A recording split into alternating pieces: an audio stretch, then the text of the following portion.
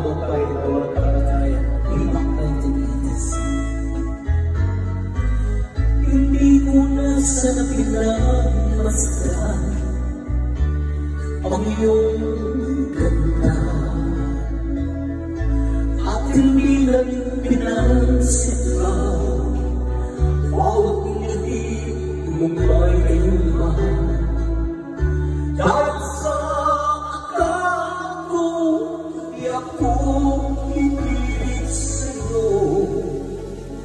Ikaw pala ang aking sa puso ko.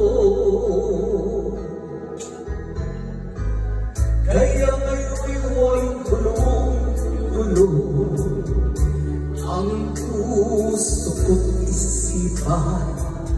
Araw-gabi ay pangarap ka at sa kulay na pag-isa.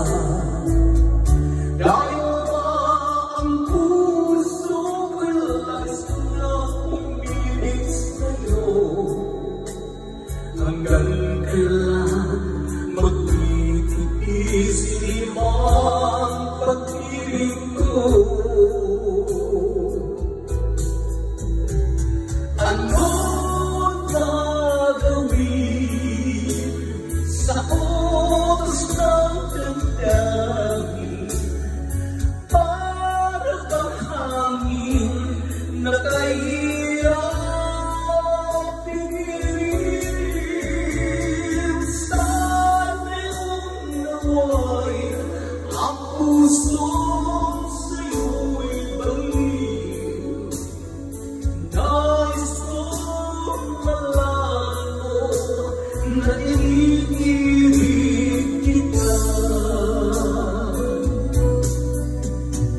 For my BFF, Jane and Gary,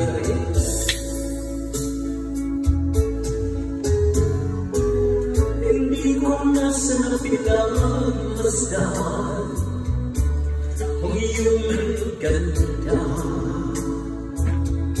at hindi na pinansin pa bawat ngiti ng may luma.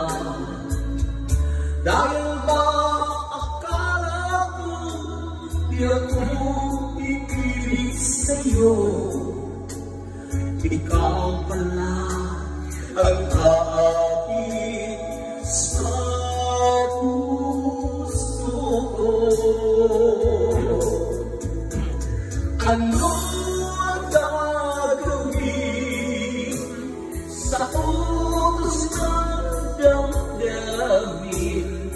Para bang hangin na kahirap pigilin?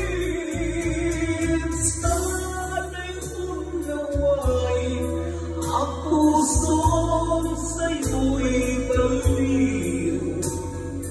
Nais kong malaman mo na iniibig kita. Nais kong malaman mo na iniibig kita. Para sa aking mga kababayan at sa mga manonood dyan sa Basay Summer, especially to my native barangay San Fernando, Basilio Church. Sa aking family, of course, ang aking ate, si Mrs. Ana Unya Pitipakaanas, pati ang iyang asawa ay manulibon. Sugat man ang kamagpunan na anak, ibiyang ang Miguel, Atty. Annabel, Anas, and Arthur, and ako na mga apungan. Sugat man ina aking nabagkuber na ako na mga magigay, mga sasahan family.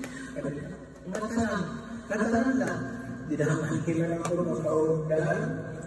Ang akong kuya, ito Bilyonete, ngayon ang akong mga best friend.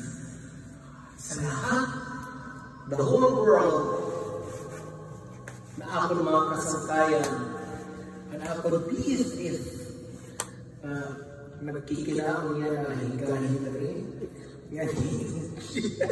This is my